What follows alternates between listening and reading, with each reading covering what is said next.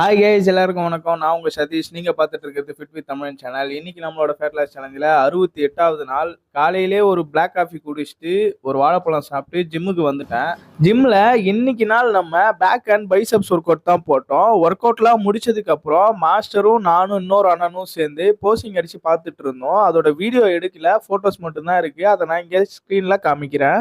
Work out and போசிங்லாம் முடிச்சுட்டு ஜிம்ல இருந்து வீட்டுக்கு கிளம்பிட்டேன். வீட்டுக்கு வந்ததும் சப்பாத்தியும் சோயா சங்க்ஸ் கிரேவியும் வச்சு சாப்பிட்டு பிரேக்ஃபாஸ்ட்டை கம்ப்ளீட் பண்ணிட்டு கடைக்கு போயிட்டேன். கடையில இருந்து வீட்டுக்கு வந்துட்டு ஆஃப்டர்நூன் லஞ்சுக்கு 300 கிராம் புளியோதரை சாதமும் எக்ஸ் பாயில் பண்ணியும் தான் சாப்பிட்டேன்.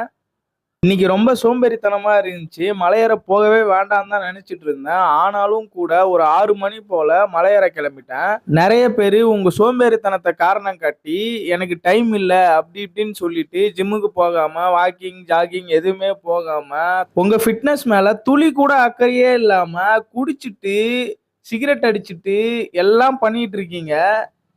தப்பு பண்ணாதவன் எவனுமே கிடையாது. ஈவன் தோ நானும் தான் தப்பு பண்ணியிருக்கேன். ஆனா அதுல இருந்து திருந்தி ஒரு வாழ்க்கையை நம்ம வாழணும்ன்றப்போ அதுல இருந்து திருந்தாம இன்னமும் நீங்க அப்படியே இருக்கீங்கன்னா உங்களை மாத்த யாராலையுமே முடியாது.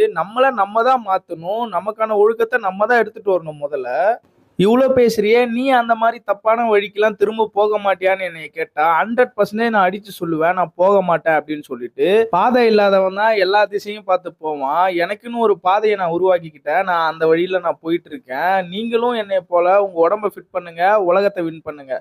பாய்.